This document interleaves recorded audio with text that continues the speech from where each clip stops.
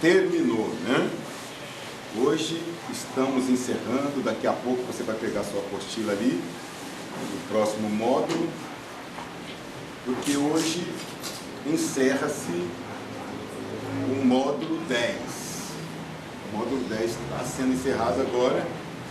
Nós temos alguns comentários a fazer, os irmãos, e esse comentário ele é pertinente aos capítulos 9 até 12 de Daniel, né? Até o 12 de Daniel. Nós vamos aqui enfatizar o máximo possível o capítulo 9 e vamos buscar, dentro do capítulo 12, subsídios para o 9. Subsídios para o 9. E tem também algumas coisas aqui no 10 que são importantes para nosso conhecimento. Para conhecimento, mas para conhecimento, aplicação espiritual na nossa vida. Mas nós vamos terminar o capítulo 9. Começamos o 9 semana passada. Coloquei para você a subdivisão, né? Subdivisão do capítulo 9. Quando eu falo de subdivisão, eu estou falando de mais de duas divisões, né? Existe a divisão e a subdivisão. A divisão são duas partes. Quando você fala uma subdivisão, você está falando de mais de duas partes. Então nós temos aqui uma subdivisão desse capítulo 9, e eu mostrei isso a vocês semana passada. Essa subdivisão, não mostrei isso? Mostrei essa subdivisão, a oração de Daniel, a base da oração do profeta, a revelação de 70 semanas de anos, né? E você está percebendo aqui que a subdivisão, ela subdivide-se em a oração de Daniel, é o primeiro item dessa subdivisão. Depois você tem a base da oração de Daniel, que eu comentei com você semana passada, e agora você tem a revelação de 70 semanas de anos proféticos. 70 semanas de anos proféticos. Bem, esse versículo aqui eu comentei com vocês, não fiz? Passei por aqui. A presença do anjo Gabriel, fiz comentário. Tá? 70 semanas de anos estão determinados sobre o seu povo. Israel, o alvo da grande tribulação. Né? Antes que prossigamos, a partir daqui, observando essa matéria, você vai ver ali, primeira coisa, o livro de Daniel, capítulo 2, o capítulo 7, o capítulo 8 e o capítulo 9 enfatizam o máximo a grande tribulação. Você viu isso aqui. Eu mostrei a vocês Deus revelando o governo dos homens, como Deus vê o governo do homem, o governo de animais, governos de natureza animalesca. Vocês viram aqui. É assim que Deus considera o homem, né? O governo do homem. E depois você viu que eu mostrei no capítulo 2 os pés da estátua, os 2 pés da estátua, os 10 dedos pertinentes aos 2 pés. Falei para vocês que aqueles dois pés são equivalentes àquele monstro que você encontra no capítulo 7 de Daniel. Você viu que no capítulo 7, ele, numa visão, viu 4 animais, 4 predadores saírem das águas do mar Mediterrâneo. Águas do mar Mediterrâneo. Mostrei a vocês os animais, sobretudo o último animal. Você vê que ele nomina os primeiros animais, os 3 primeiros animais. Mesmo esses animais trazendo anormalidades no seu corpo físico, mas são animais nomináveis, conhecidos do profeta Daniel.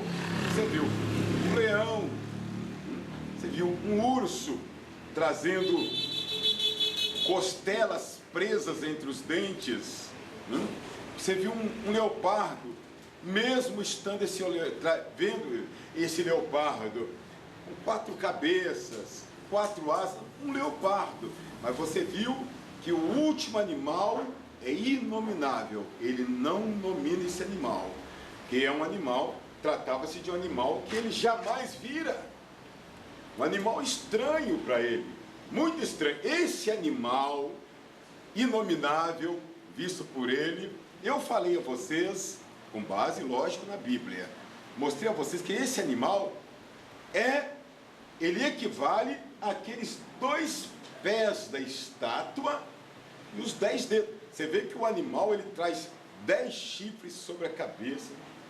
Esses 10 chifres são aqueles 10 dedos dos 2 pés da estátua. Os 2 pés da estátua do capítulo 2, os 2 pés são as 2 partes da grande tribulação. 2 anos, 2 períodos de 3 anos e meio, mas fala do animal, é o animal. Um animal dividido em 2 partes, em 2 períodos distintos. Depois nós fomos para o capítulo 8, onde você viu no capítulo 8 2 animais se degladiando.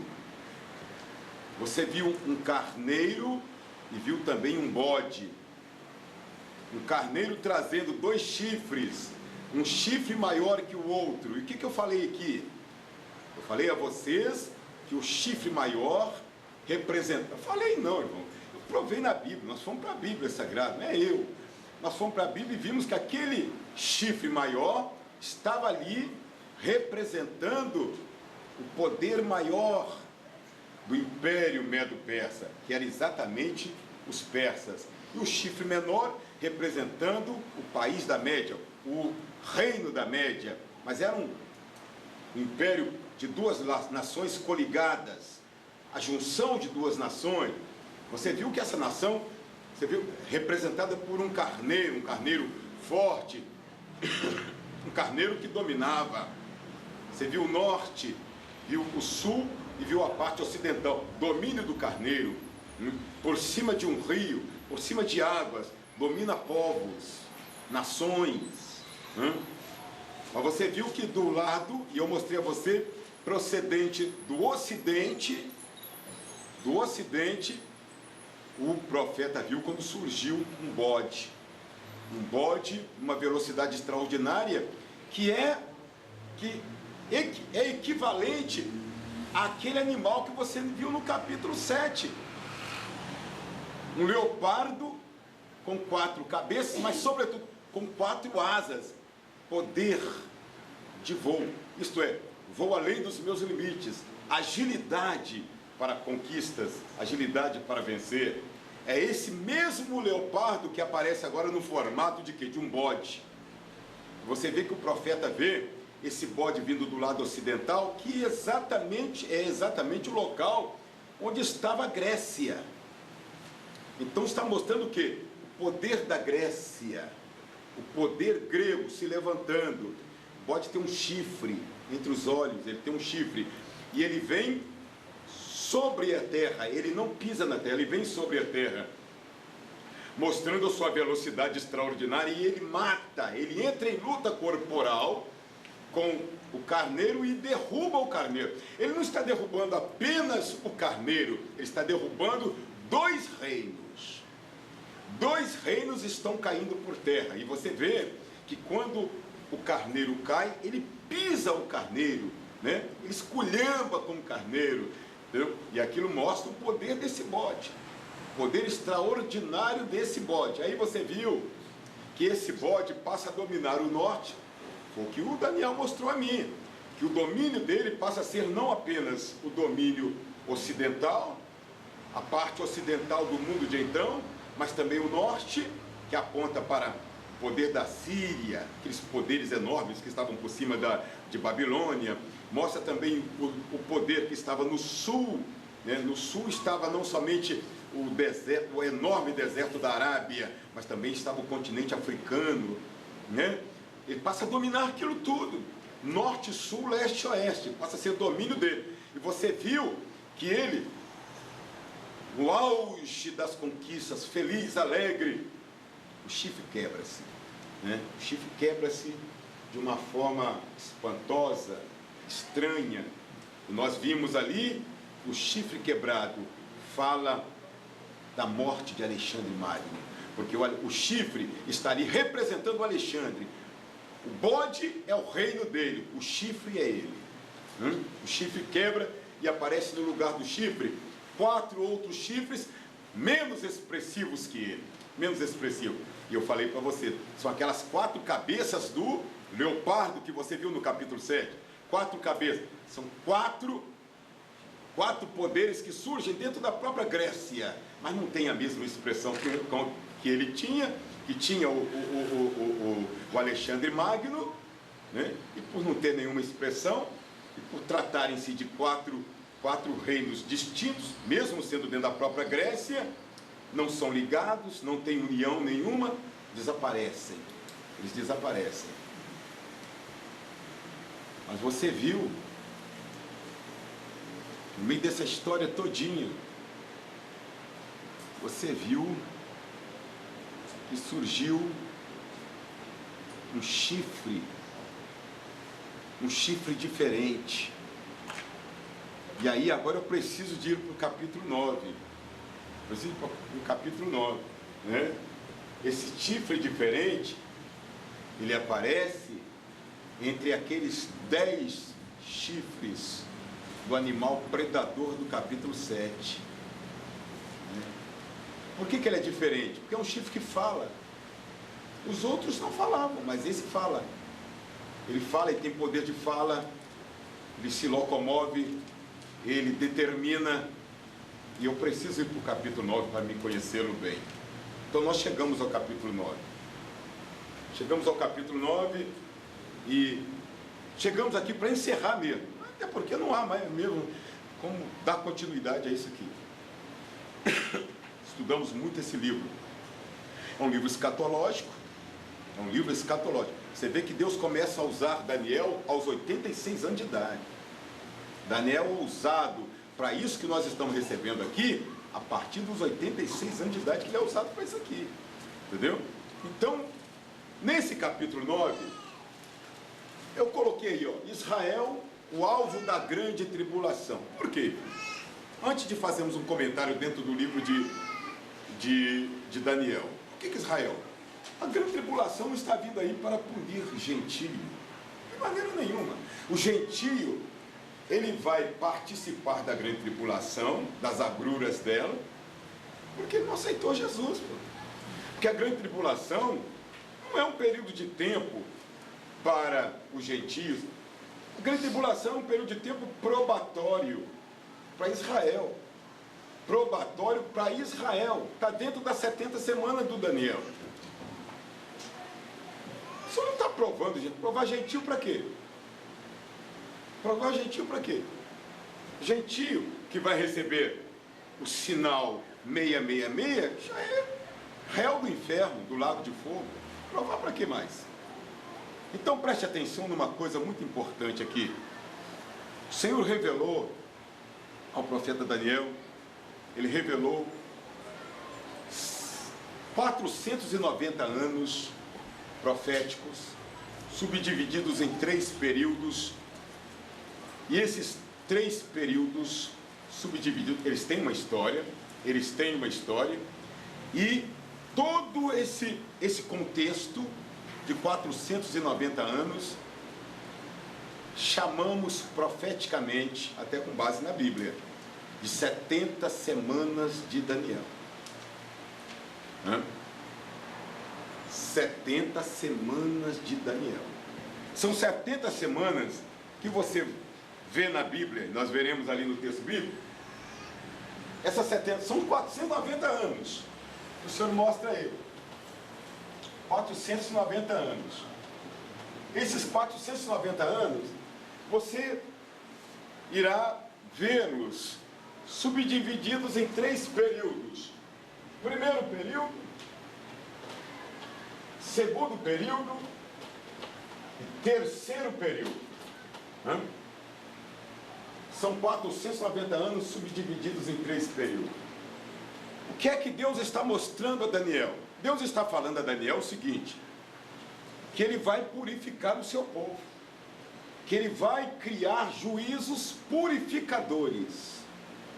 Olha o que Deus está falando para Daniel: estou criando a partir de agora juízos purificadores para o meu povo. Meu povo não tem jeito, não tem jeito para o meu povo, então eu vou criar juízos para purificar esse povo. Você vê, pô, camarada, onde é que veio parar? X-Gás 3327-2873 9748-0260 X-Gás. Não dá, né? Eu venho de lá, passa. Olha ali.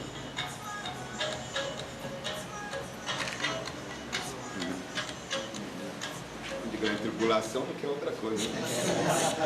De grande tribulação, querer demais também, né? Querer moleza. Esses 490 aí vão estar aqui dentro. Agora Deus está dizendo: não tem jeito com o meu povo. Eu tentei perdoar meu povo de todas as formas.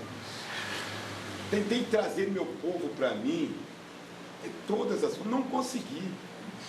Trouxe meu povo para um cativeiro. Meu povo volta agora para ajudar. Olha lá como está meu povo. Meu povo é o mesmo. Então eu vou criar juízos para purificar esse povo. São chamados juízos purificadores. Agora não tem mais. Como Deus nos ama, meu amigo, é terrível. Porque Deus tudo fará para ter-me com Ele.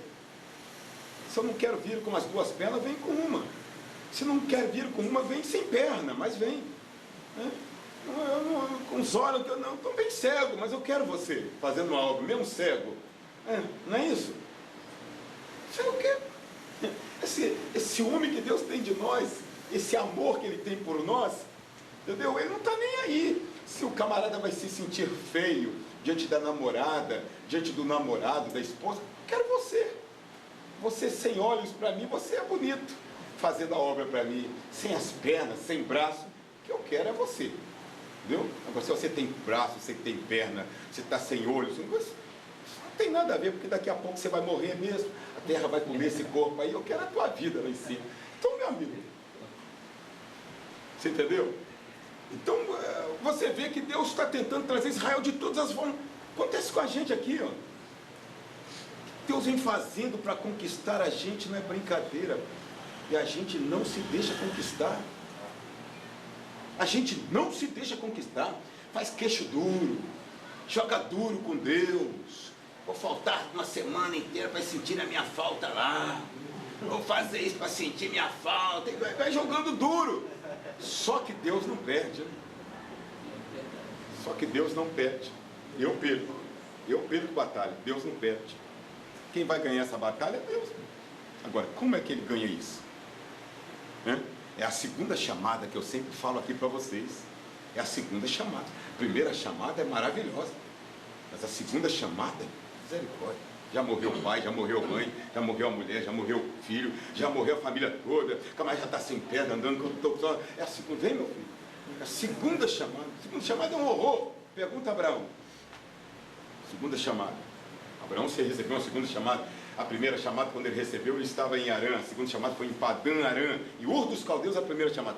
Lá em cima, em Padã Arã, segunda chamada. Já não tinha mais o gado todo, já não tinha um pai mais. Já estava todo estragado, triste, abatido, quieto, desmotivado. Segunda chamada. Segunda chamada é terrível. Entendeu? Então aqui é o caso de Israel. Você vê hoje um Israel envolvido, rapaz. Israel está envolvido, Israel tem envolvimento com os Estados Unidos. Há segredos entre Israel e os Estados Unidos, meu amigo. Terríveis, terríveis segredos. Segredos de governo entre Israel e os Estados Unidos. Terríveis, terríveis. Então, você vai a Israel, e anda em Tel Aviv para você ver o que você vê em Tel Aviv hoje. Você vê boca de fumo em Tel Aviv, bonito lá, hein? Tel Aviv é como se fosse a Suíça, belíssimo, você não vê sujeira, né? Negócio lindo, é uma das mais belas cidades do planeta Terra, mas lá tem boca de fumo, tem danceteria, tem casa de prostituição. Aonde que é isso? Israel. Tel Aviv hoje era o que no passado? Samaria. Hoje é Tel Aviv, mas no passado era Samaria. Isso vai ter que mudar, porque não é ali que Jesus Cristo vai governar 1000 anos, não é ali que será edificado o governo de Cristo nessa terra. Ele vai ter que mudar, meu amigo. Tirar aquilo de hoje, hoje você tirar aquilo, você não tira. O governo de Israel não tira, mas Jesus tira, Deus tira. Vem um negócio aí, um juízo purificador que tira, não? Tem uma palavra no hebraico, capítulo 22 de Gênesis, Tsaraf. Tsaraf. Você sabe o que significa Tsaraf? Purificar através do fogo. A palavra Tsaraf, o significado dela, o hebraico dela, o significado desse hebraico aqui é provar. Provar. A etimologia é purificar através do fogo. Purificar com fogo. Fica bonito. Sai tudo. Você já viu fogo no metal, no ouro? Tira tudo quanto é trocinho que não presta e deixa só o metal mesmo brilhando. A aliança está toda suja. Aí você leva no Ourives ali, dá um jeito nessa aliança para mim. Para minha aliança é ouro puro, rapaz. Mas olha como é que ela está suja. Cheia de problema. O camarada mete fogo nisso aqui. Se for ouro, vai ficar isso aqui. Se não for também. Se não for, meu amigo. Se não for, você vem com o dedo vazio para casa. Porque ficou lá. Entendeu? Mas que o camarada vai tirar a sujeira todinha e vai sair de lá brilhando, vai. Cadê que negócio? Rapaz, tinha uns negócios que não saía. Saiu sim. O que você fez? Fogo. Meti fogo aqui. A temperatura aqui de 500, 600, 700 graus aqui. É ouro mesmo, hein, camarada? Pode levar para casa, que se não fosse, vai sumir na hora. Entendeu? Então, meu santo, meu querido irmão, é o caso de Israel. Então, o que Deus determina? O que é que Deus determina? Deus fez o seguinte, Deus disse para Daniel que a partir de então ele iria criar um juízo purificador. A primeira coisa que acontece, vamos dar uma olhada aqui. Eu mostrei a vocês na semana passada o versículo 7 do capítulo 30 de Jeremias, né? Mostrei isso aqui? Mostrei? Mostrei não, né? Bom, mostrei.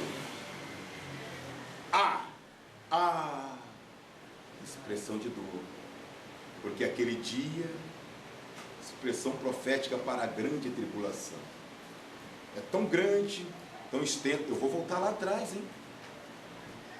Que não houve outro semelhante, nada igual, um período de tempo sem precedentes nos anais da história da humanidade, e é tempo de angústia para Jacó. Ele, isto é Israel, porém, será salvo dela, da grande tribulação. Angústia, você sabe o que é angústia? Angústia, esse termo bíblico, angústia, aqui, dentro desse mundo secular nosso, a linguagem científica para angústia é depressão. Depressão. Depressão é angústia, angústia é depressão. Uma pessoa deprimida dá tiro na cabeça. Uma pessoa deprimida enforca-se. Uma pessoa deprimida quer morrer. Anseia a morte. Depressão. Depressão é um dos piores troços que pode acontecer a uma pessoa, porque a pessoa recorre a tudo que não presta no afã de uma satisfação de vida. Ele busca drogas, ele busca álcool, ele busca cigarro, ele busca o afastamento de todo mundo, ele se afasta de todo mundo e finalmente ele busca a morte, depois de tristeza, desânimo, cabeça fragmentada, cheia de pensamentos para baixo, para os lados, nunca vê saída, só vê saída na morte. Isso é depressão. Depressão, chamada depressão aguda. Depressão aguda, que começa com simples medo. Segundo os médicos, a depressão começa com simples medo, depois passa para uma preocupação. A pessoa começa a sentir-se preocupada face àquilo que a amedronta. Ela começa a sentir-se preocupada. Essa preocupação, ela vai gerar uma fragmentação mental. Por quê? Porque a pessoa começa a procurar saídas, né? Ela quer sair do buraco em que ela se meteu e ela não vai achar saída. Os médicos dizem que essa fragmentação mental vai trazer o quê? Vai trazer uma forte dor de cabeça, chamada encefalia aguda. Essa encefalia aguda, ela vai penetrando no cérebro do camarada e vai provocar ou um derrame cerebral ou uma loucura na pessoa. Se vier o derrame cerebral, a pessoa pode ir para debaixo da terra, porque morreu, ou vai para cima de uma cama, paralítico, ou vai andar em cadeira de rodas. Começou tudo lá embaixo, um simples medo que trouxe depressão, né? E se ficar louco, vai para o hospício. Não existe remédio para doido, para trazer a pessoa de volta. Rompe aquela tênue que separa a razão do homem daquilo que pode torná-lo louco. Rompeu aquilo ali, não tem mais como trazer o camarada a uma vida normal, não tem mais, entendeu? A depressão leva o camarada a isso, a depressão leva a isso, viu? Tanto é que recomendamos que está depressivo, é bom que se converse muito com a pessoa, não apenas conversar, é bom que tenha pessoas habilidosas, habilitadas para conversar, para procurar a pessoa, enfim, tem pessoas habilidosas demais nessa área aí, para tirar o camarada do vale da morte, senão ele vai morrer, senão ele morre, vai recorrer a drogas, que vai matá-lo também. E olha aqui, ó, é tempo de angústia, a grande tribulação será um tempo de angústia para Israel, um tempo de muita angústia. Eu vou te mostrar os 144.000, a angústia desse povo. É tempo de angústia para Jacó, que é Israel. Ele, Israel, porém, será salvo dela. Agora, meu amigo, para sair disso vivo, meu amigo, essas lutas, tem lutas que nós passamos por ela, que você sai dela vivo, você tem que viver o resto da tua vida dando proteção de graça. Porque você saiu mesmo do cemitério, viu? Deus te tirou do cemitério, viu? Então, porque será naquele dia, isto é, nos dias da grande tribulação, diz o Senhor dos Exércitos, que eu quebrarei o seu jugo de sobre o teu pescoço. Olha o que Deus está dizendo: vai tirar o jugo, eu vou quebrar o jugo que está sobre o pescoço do meu povo, botar uma canga no meu povo, botar uma canga no meu povo. Você sabe que canga te carrega para onde o animal desejar te carregar. O dono da canga te carrega para onde quiser. Jesus disse: o meu jugo é suave. O meu jugo é suave. Quando o jugo que está sobre mim é o de Cristo, como é que usa-se a canga no campo? No campo, usa-se a canga no pescoço dos dois animais, mas o camarada que trabalha com a canga, ele sabe que um desses dois animais tem que ser mais forte que o outro. Não pode ser dois com forças iguais. Um tem que ser mais forte que o outro, porque na hora de comer, o forte obriga o fraco a comer. Porque se os dois têm forças iguais, empaca um quer comer e o outro diz: eu não quero. Então ficam os dois com fome. Um puxa para lá, outro puxa para cá. Então não sai do lugar. Quando a canga que está sobre você, o outro animal é mais forte que você, ele leva você para onde ele quiser, meu amigo. Você come onde ele come, é onde ele comer. Você vai para onde for. Por isso Jesus disse: meu jugo é suave. O jugo que está sobre nós é o de Cristo. Você é obrigado, se o jugo que está sobre você é o de Cristo, você é obrigado a se alimentar onde Jesus se alimenta. Você é obrigado a ir onde Jesus vai. Não é você que puxa, é ele que te puxa. Ele é o mais forte. Você é o fraco. Você é o fraco. Tem um monte de irmão aí que vai onde o diabo manda. Onde a carne dele manda. E na hora de ir para o culto diz que está difícil. Mas Jesus disse, meu jugo, o meu fardo é leve, o meu jugo é suave. Se eu não estou podendo vir a um culto, então eu tenho que desconfiar do jugo que está em cima de mim.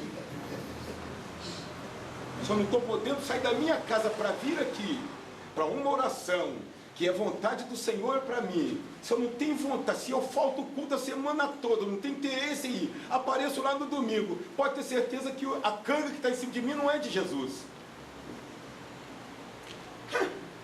Quando é de Jesus, meu amigo, se não abrir o olho, você vai segunda, terça, quarta, quinta, sexta, sábado, domingo, janeiro, fevereiro, março, abril, você não para. Tudo que fala que tem lá no templo, você vai. Porque o jugo está em você, é de Jesus. Ah, meu Deus. Pastor, desculpa, hoje não dá para mim não, está pesado hoje, está cansado. Porque a canga não é de Jesus. Senão você nem falava comigo, não. Quando a canga é de Jesus, meu amigo, você caça mato para orar. Você vai para monte. Você vai para templo, você ora em qualquer lugar, você bota o joelho no chão, você ora 2, 3, 4 horas direto, não sente cansaço, você jejua, não sei o que, porque o jugo é de Cristo. Está difícil, está pesado para mim, desconfie da canga. Desconfie dessa canga que você carrega. Que a de Jesus não é. Jesus facilita as coisas para você. E quando eu não tiver força para ir, ele é o mais forte, ele me puxa, ele me carrega. Estou com vontade de comer hoje, vai comer porque eu quero comer. Então vou botar a tua comida em cima da comida aqui, mas você vai comer, vai, ele desce, eu vou lá junto. Viu? Que a canga é dele, meu jugo é suave. Aqui o Senhor está dizendo, porque será naquele dia, diz o Senhor dos Exércitos, eu quebrarei o jugo de sobre o teu pescoço, eu vou quebrar. Eu comecei a falar isso aqui semana passada. Cuidado com canga de pessoas nas tuas costas. Cuidado. Não sejas dependente de homem nenhum. Agradeça pelo que fazem por você, agradeça pelos favores que prestam a você, mas não te prendas a jugo de ninguém, porque se Deus tem um negócio contigo, ele vai quebrar esse jugo. Entendeu? Quando foi que Isaías viu o Senhor? No ano em que morreu o rei Uzias, eu vi o Senhor. Esse titio é o rei de Judá, minha vida é boa. O pessoal não gosta de ninguém, não gosta de mim, mas meu titio é rei, né? E tinha chamada de profeta. Na morte do titio, eu vi o Senhor. Por que eu vi? Porque eu corri para a oração, né, meu amigo? Senão o povo me mata. O povo não gosta de mim, o povo não gostava da casa real. Entendeu? Então, esses dias vêm para nós. O dia que você tem que recorrer só a Deus, porque o jugo foi cortado. O Senhor quebra. As cangas dos Estados Unidos da América do Norte e da Inglaterra. Bom, pelo menos uma canga já saiu, que é a França, né? A França já não é tão amiga de Israel. Mas os Estados Unidos e a Inglaterra são amicíssimos de Israel. Agora, interesse, né, amigo? Amizade por interesse. Você está pensando que isso é só no nosso meio?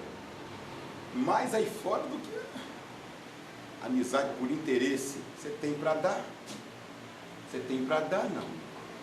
Você é forte. Você tem autoridade. Estados Unidos e Israel vivem um acordo, meu amigo, extraordinário. Você tem uma ideia? Os Estados Unidos, eu comentei isso aqui a semana passada, mais ou menos? Não, né? Eu falei, os Estados Unidos têm um negócio especialíssimo com Israel. Né? Especialíssimo com Israel. Uma troca de favores. Israel fica de olho no Oriente Médio. E os Estados Unidos têm a palavra que decide, a fala que decide na ONU. A fala dos Estados Unidos na ONU desmancha qualquer negócio. Poder de veto. Poder de veto. Quando os Estados Unidos da América do Norte e a Inglaterra falam lá na ONU, desmancha tudo Ou eles aprovam, eles desaprovam. Todo mundo concordou, os Estados Unidos e Inglaterra discordaram, acabou. Não tem mais, acabou. Porque eles têm poder de vetar. Por que que Israel é um país cercado, já mostrei isso a vocês aqui, de inimigos. Inimigos que querem matá-lo. Líbano, que é o norte. A Síria, que começa no norte também, vira por aqui e faz isso. A Síria, ela cobre todo o Líbano, né? Ela tem esse lado aqui banhado, inclusive, pelo mar Mediterrâneo. Isso tudo é assim, um país extraordinário, um território enorme, rapaz. Entendeu? Aí vem essa parte nordeste aqui de Israel, vem a Síria. Aí você olha para o lado de Israel, aqui a parte oriental, está a Jordânia. Você olha essa parte sudeste aqui, está a Arábia Saudita. Né? Para baixo não, que é tudo deserto. Você olha essa parte sudoeste, está o Egito. Né? Você olha para aqui, para esse lado aqui de Israel, essa parte final aqui de Judá, da antiga Judá, está lá a faixa de Gaza. Né? Os antigos filisteus estão aí. Lá de cá é o mar. Isso aqui é o mar Mediterrâneo. Para dentro está a Cisjordânia, e é um segmento da Jordânia. Do lado de cá está o Iraque, onde lá está o Irã, Afeganistão, e vai embora. Inimigos mortais. Israel, um ovinho, esse negócio todo. Se não são os Estados Unidos, essas nações já teriam tomado uma decisão contra Israel. A gente fala assim do ponto de vista humano, porque eu sei que Israel hoje é um principado divino na terra, um principado onde o príncipe que o governa chama-se Miguel, entendeu? Mas é um país rodeado de inimigos que presta favores aos Estados Unidos da América, não está aqui. Porque aqui em cima, no extremo norte de Israel, antigamente tinha um país aqui no extremo, chegando já no Polo Norte, é a última nação nesse extremo aqui. Aqui era a União Soviética. A União Soviética é uma nação extremamente poderosa, né?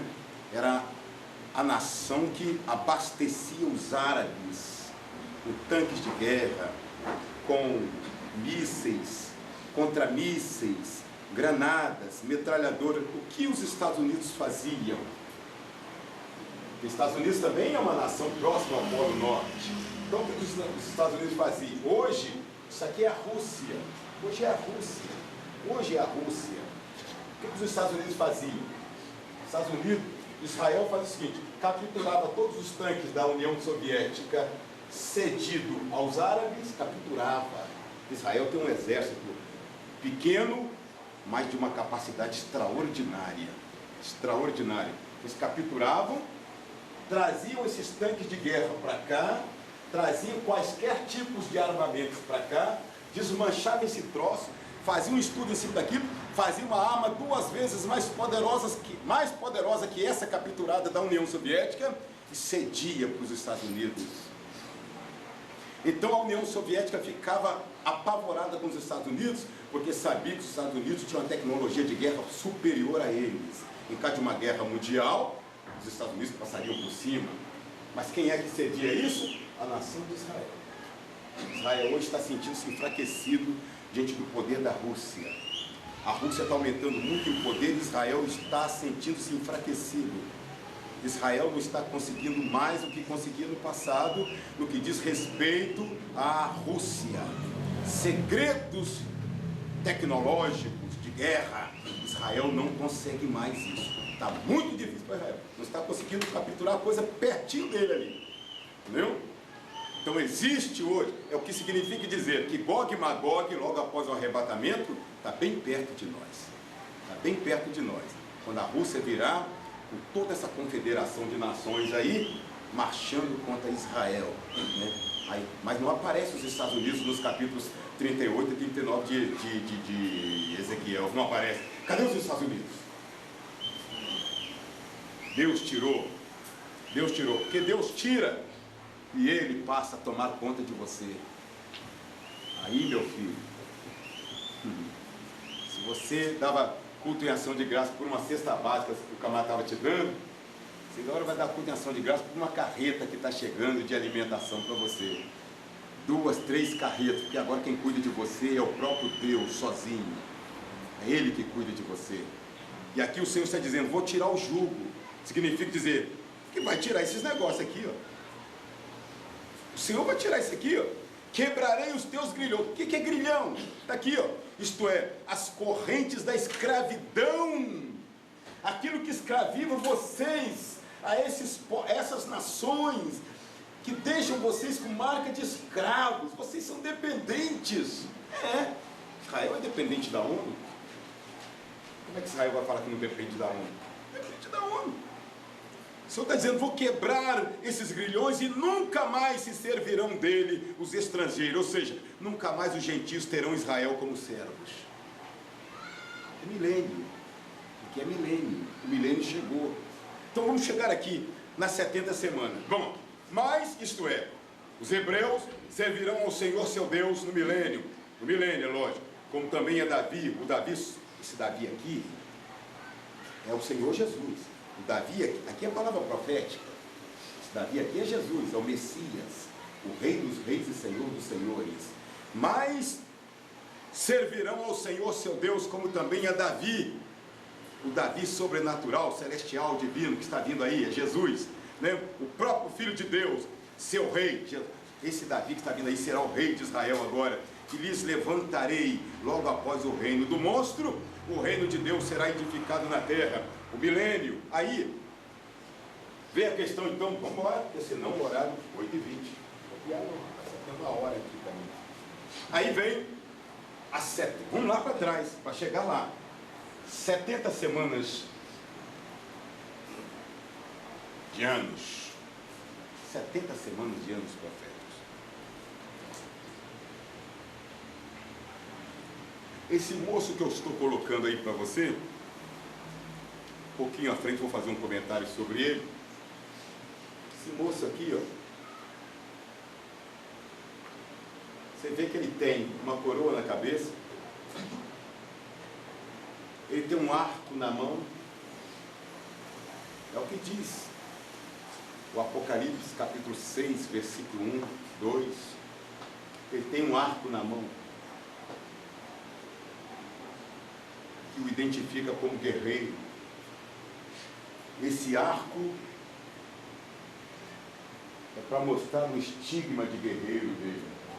O arco, o estigma de guerreiro. A coroa na cabeça é para mostrar que se tratará de uma autoridade. Uma grande autoridade. Uma coroa na cabeça. Ele vem montado em cima de um cavalo branco. Essa cor branca fala de paz. Paz. Esse cavalo, o cavalo, não a cor branca, o cavalo fala de um poder. O cavalo fala de força. Fala da força infernal para empurrar esse homem dentro do ar.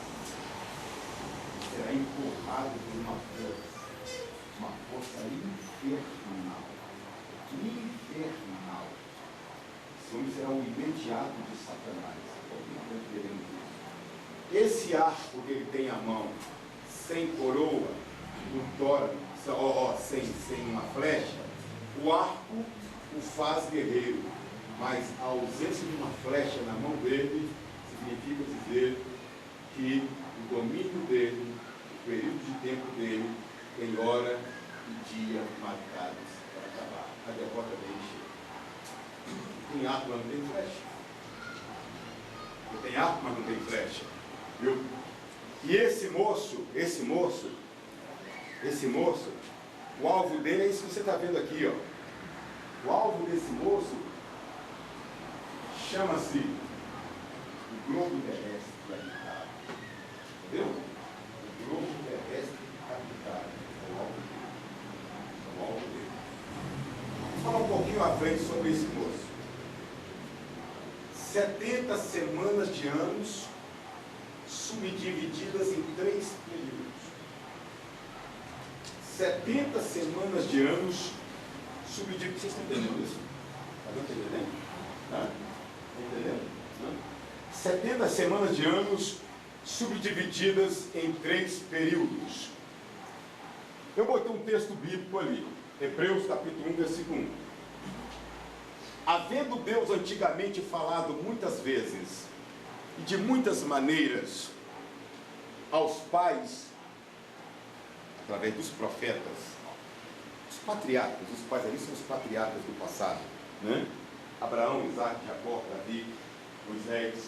Havendo Deus antigamente falado muitas vezes, de muitas maneiras, muitas formas, através de visões, através de palavra audível, no próprio ouvido, aos pais, aos patriarcas, através dos profetas, a nós, nessa dispensação, esse período que nós estamos agora, falou-nos nestes últimos dias pelo Filho dele.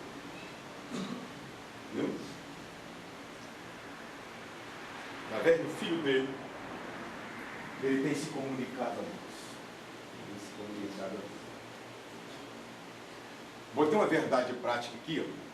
Há um clima de expectativa na Terra. Para onde caminha a civilização humana como família, instituição religiosa, sociedade e nação? No âmbito da Igreja de Jesus, o clima festivo do arrebatamento tornou-se realidade. O arrebatamento é uma realidade hoje. Hoje é mais realidade que ontem. E na década passada, o arrebatamento hoje é uma grande realidade. O que nós estamos vendo hoje, civilização nenhuma viu. Nós ultrapassamos, em termos de imoralidade, nós ultrapassamos o povo antediluviano, nós ultrapassamos os povos de Sodoma, ultrapassamos a Roma das orgias do primeiro século. Nós estamos no ápice. Nós hoje somos uma civilização falida de valores. Falida. Estamos vivendo um período de falência moral.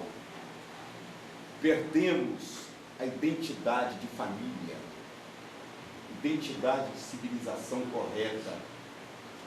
Nós estamos vivendo uma época em que os bons valores, hoje, revertidos, são maus valores. Aquilo que há uma década passada era bom, hoje não vale nada mais. Aquilo que não prestava há uma década passada, hoje é prestável, dentro desse momento que nós estamos vivendo. Se você der uma olhada, são fatos terríveis dentro de um funil. Tudo tentando sair por um buraquinho só e não sai. Né? Estamos afunilados de problema. Escolhe o problema. Uma sociedade onde as pessoas são individualistas, é um salve-se quem puder, muita traição, perdemos o sentido de vida, a morte está banalizada, né? Os crimes estão banalizados, a gente lê isso aí como se fosse um negócio corriqueiro de todo dia, é um negócio que acontece todo dia. Isso deixou de ser novidade para nós, né? Você olha para dentro dos templos evangélicos, não vamos olhar para a parte externa apenas, olha para dentro do templo evangélico, nós perdemos, mas não perdemos a raiz como igreja corpo de Cristo. Se você olhar para dentro de denominações evangélicas, representantes da igreja invisível, a gente não tem nada da invisível. Nosso culto é um oba-oba tremendo, é um culto festivo, um culto de muitas coreografias que não ajudam em nada, né? Um culto de comércio, onde se comercializa de tudo, rapaz. O camarada vem para cá para vender o produto dele, o pregador vende, o pastor vende, o ensinador vende, o cantor vende, tudo hoje é comercializado, não se dá nada a ninguém. Não se dá nada a ninguém dentro do nosso tempo evangélico, não se dá nada a ninguém. Um momento complicado que nós estamos vivendo, celebridades, o homem hoje dentro do tempo, olha, onde é que está? Um dia eu falei para vocês aqui, vocês ficaram assustados. O sucesso das nossas festas é você convidar um homem de sucesso, meu amigo. Não é chamar Jesus, é chamar um homem de sucesso. Se você chama um homem de sucesso, é garantia de sucesso a tua festa. Se você chama um pregador de sucesso, é garantia de sucesso. Se você chama um cantor de sucesso, é garantia de sucesso. O povo vem, meu amigo. Agora diga para o povo que você convidou Jesus, só Jesus. Vai ficar sozinho, rapaz. Entendeu? Vai ficar sozinho.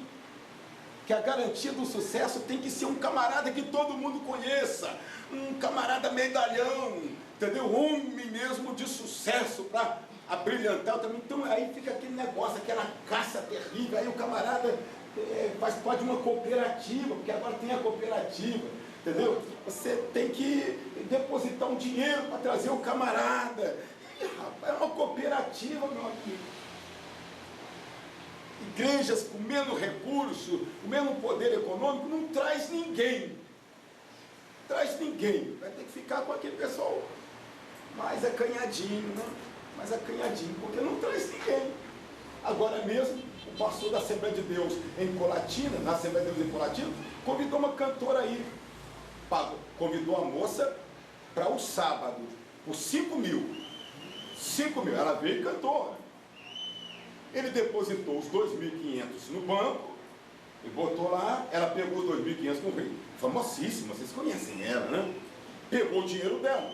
O empresário dela pegou o dinheiro, ela veio. Cantou. Quando terminou, o pastor acreditava que ele ia tirar uma oferta para cobrir os outros 2.500. Não deu. Não deu 500 reais. Sabe o que aconteceu nessa noite? Nessa noite ele teve que vender o carro dele para um diácono que queria comprar o carro dele já há muito tempo, ele não vendia. Entendeu? Foi. E o diácono já tinha ido embora para casa. Estava meia-noite lá brigando com a cantora e com o empresário. Paga, não paga. Se não pagar, eu vou comunicar a CGADB, vou comunicar. E ele ia se complicar. Vou vender o carro. E vendeu o carro pelo preço que o diácono queria. Não foi pelo que ele queria, não. Pelo preço que o diácono queria. O diácono queria dar uma bagatela. E ele não, ele queria rapaz, você está querendo dar porcaria no meu carro? Rapaz, agora ele teve que vender pelo que o diabo queria. Por quê? Porque era o dinheiro que ia bater na mão dele para pagar. Cantor. O diabo veio rindo à toa e ainda ele esnobou. Deu 5 cheques, já saiu com o carro. O pastor ficou com 5 cheques na mão. Tem fundo, eu não sei. Não é outro. Só que o camarada não viajou. Pegou 5 cheques, o camarada pegou 5 cheques, né? No outro dia, não sei o que quis arrumar aqui em Vitória. Vieram aqui para Vitória para ver esse dinheiro, para tirar esse dinheiro. Mas foi cheque, o camarada deu um cheque. Mas também ninguém tinha dinheiro para dar ele naquela noite. De noite, meia-noite, você vai arrumar dinheiro assim na mão, assim? 2.500, irmão, tem cofre na casa dele. Toma aqui, irmão, contadinho aqui, eu também. Ninguém tem. Tem cheque, serve? Aqui. Isso aqui é um cheque de um amigo meu, isso aqui é um cheque de um cliente meu, isso aqui é um cheque de outro cliente meu. Glória a Deus, irmão, Deus te abençoe, Deus te abençoe. Leva meu carro, viu? Aí você pergunta, mas a irmã não tem misericórdia? Misericórdia aonde, rapaz? Dentro dessa igreja nossa hoje. Misericórdia. Misericórdia do pastor, meu amigo. Deus teve misericórdia dele ter um carro. E se ele não tem um carro? E se ele não tem um carro? Cadeia nele, meu filho. Cadeia. Então você vai ser cortado, excluído da CGDB. Está excluindo o pastor que não paga esse pessoal. Está excluindo. Chamou, não pagou? Corte nele. CGDB agora está excluindo. Então esse é o clima, meu amigo. Nós estamos no limiar, na hora. A hora chegou, meu filho. Pode ser agora. Essa aula pode não terminar. A teologia das 70 semanas de anos proféticos. Para casa naquela noite, chegou de carro e foi a pé para casa. A esposa dele, quando viu chegando, disse: meu filho, cadê o carro? Aí disse: o diabo tomou. O diabo tomou. Tomou, meu filho, o que você fez? Você não vigiou, meu filho? você não vigiou, os irmãos foram para casa, foram dormir, os irmãos não têm culpa de nada. Porque os irmãos são contra isso. Os irmãos são contra, mas não tem poder para desmanchar isso. Bem feito para ele. É bem feito. Eu só tinha carro para vender, né? Você não tem carro. Tem carro, vende a casa. Entendeu? Penhora, um monte de troço, sei lá. Entendeu? Dá uma olhada nisso aqui, ó. Literalmente, as 70 semanas de anos proféticos significam que 70 setes proféticos de anos deverão se passar até que todos os atos pecaminosos de Israel terminem e a justiça divina seja estabelecida na nação dos hebreus.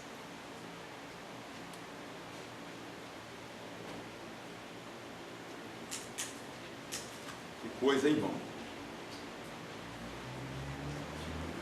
E amargura precisar passar por juízos purificadores para ser aquilo que Deus quer. Que coisa, né? A gente ser fiel na luta. Se o Senhor mandar uma tormenta para cima de mim, Senhor, eu te prometo, eu vou ser fiel. Se o Senhor não mandar, eu não vou ser não. Se o Senhor mandar uma luta bem pesada, eu vou ser fiel. É isso aqui. É isso. Eu serei fiel, mas debaixo de luta. Como? Como um negócio desse? Então preste atenção numa coisa aqui. Na primeira subdivisão das 70 semanas de anos, o povo da tribo de Judá restaurou Jerusalém. No entanto, olha o que está escrito aí: os judeus continuaram mostrando a Deus uma vida cheia de erros e pecados. O que aconteceu? Deus disse a Daniel que essa purificação começaria já nos dias dele. E ele começaria na restauração de Jerusalém. Quando foi que começou a restauração de Jerusalém? Primeiro, a primeira parte, a primeira fase dessas 70 semanas, ela vai do ano 445 a 396. 445 a 396 antes de Cristo, né? Essa primeira fase, ela diz respeito à restauração de Jerusalém. Primeiro, restaurar Jerusalém. Restauração de Jerusalém.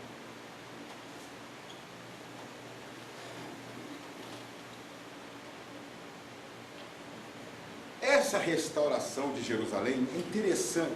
Se você der uma olhada aqui, eu botei aqui para você, foram gastos 49 anos nessa restauração. Essa restauração, ela começou com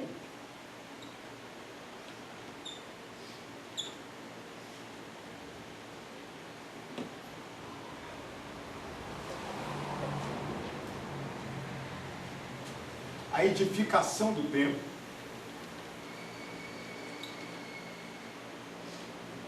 O templo está edificado. O templo foi edificado. Quem foi que edificou o templo? Zorobabel. Zorobabel edificou o templo. Templo sem palavra? Não pode. Templo sem palavra não pode. A restauração precisa ser completa. Eu tenho templo, mas eu não tenho palavra. Então Deus providenciou o sacerdote para inserir a palavra dele no templo. E provocou um avivamento em Jerusalém, inclusive. Então veio com o sacerdote Esdras. Sacerdote Esdras, né? com Esdras, veio a palavra de Deus para o templo. Eles tinham templo, mas não tinha palavra. Você já viu isso? A camarada tem templo, mas não tem palavra. Tem templo, o templo é bonito, mas cadê a palavra? Veio a palavra e eles tiveram outro problema. Por quê? Eles tinham templo, eles tinham a palavra, mas eles não tinham muros. E aí que entra a história do Sambalat e Tobias, que tinham acesso constante dentro de Jerusalém. Faziam o que bem entendiam. O que significa dizer? Você tem templo, você tem palavra, mas você não, pelo fato de você não ter muro, o inimigo entra na tua vida a hora que bem entende. Deita e rola. Pode ver que tem irmãos aí, ó, que dão culto, prega poderosamente no domingo. Dá uma olhada para a cara dele segunda. Terça, não é mais o meu. Dá culto de ação de graça no domingo, na terça está reclamando de Deus.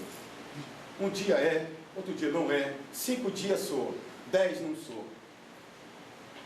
Estou em paz com Deus, 30 dias, daqui a pouco passa 60 dias sem Deus. O que é? Amada, tem templo, tem palavra, até bonita a palavra, mas o diabo, a vida dele é como se fosse um zoológico. Tudo quanto é bicho entra.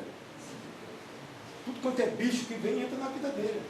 Entra na cabeça, entra no coração, entra na vontade, entra no sentimento dele, escolhendo para a vida dele. Por que fazem isso?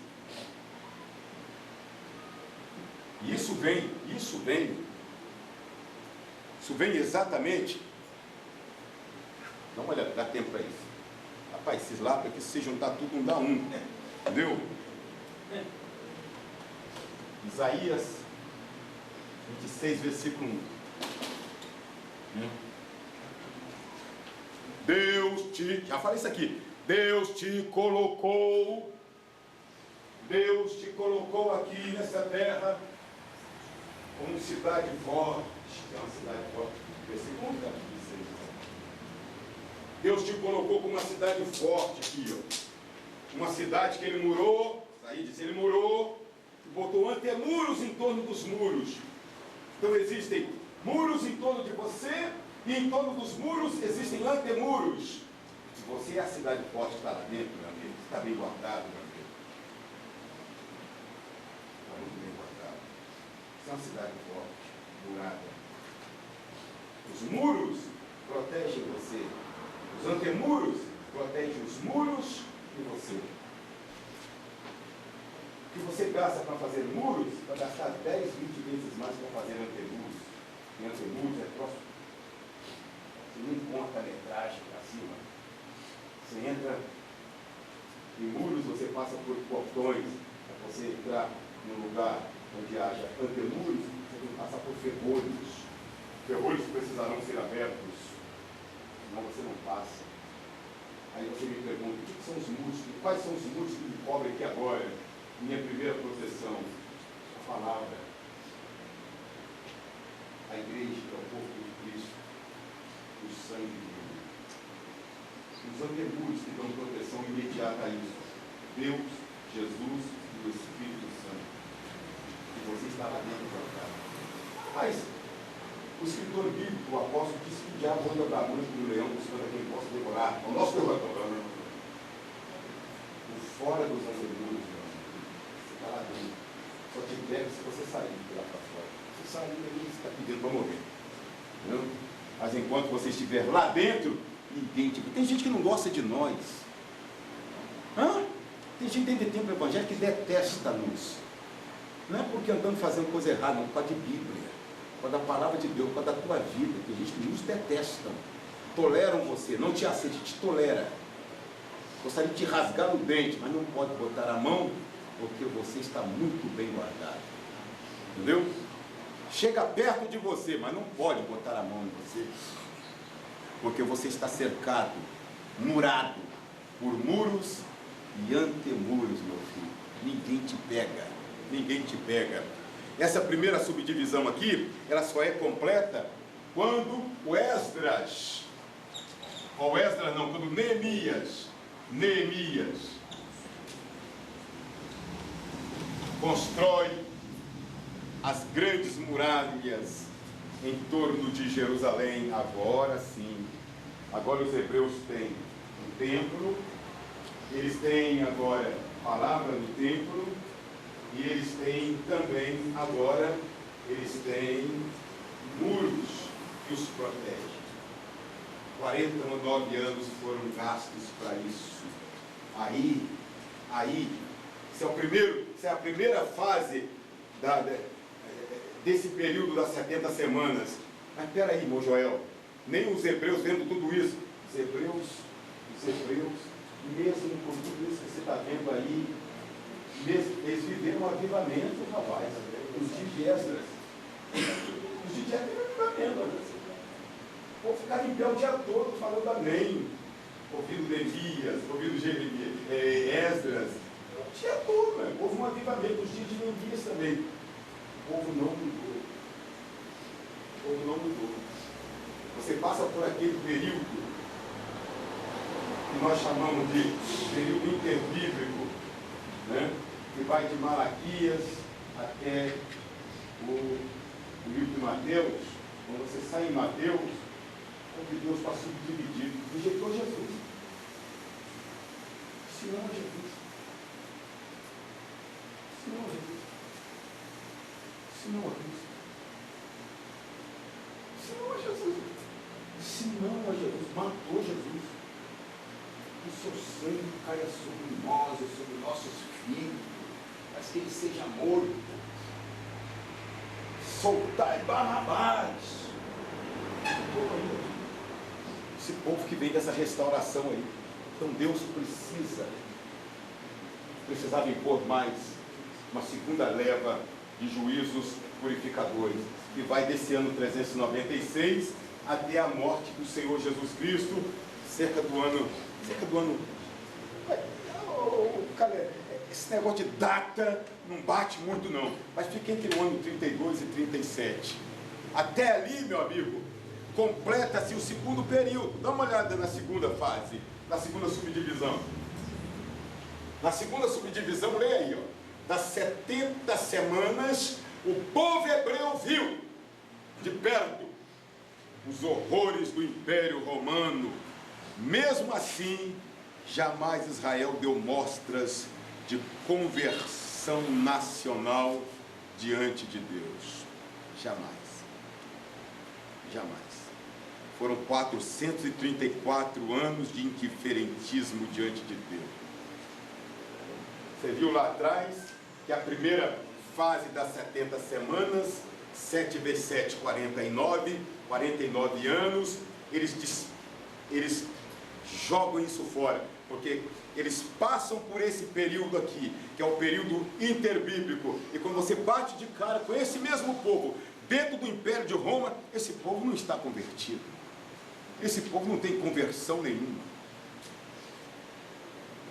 Dá uma olhada no Sinédrio, lá em Jerusalém, o aconchavo dos sacerdotes com a cúpula de Roma.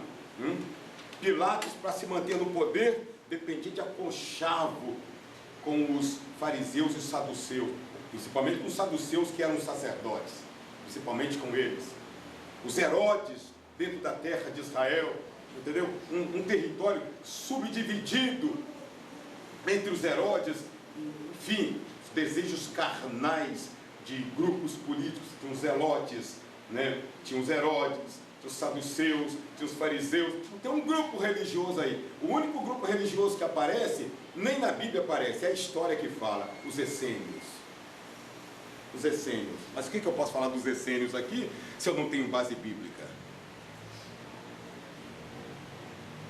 Então Deus está levando esse povo para uma segunda leva de juízo. São 434 anos. E o que ocorreu? Esse povo mudou em quê? Não mudou em nada. Esse povo contribuiu para que Jesus Cristo morresse. Então, vem a terceira subdivisão das 70 semanas. O povo de Israel conhecerá o império da besta como instrumento de Deus para acertar a nação e conduzi-la ao milênio na qualidade de servos do reino de Deus na terra.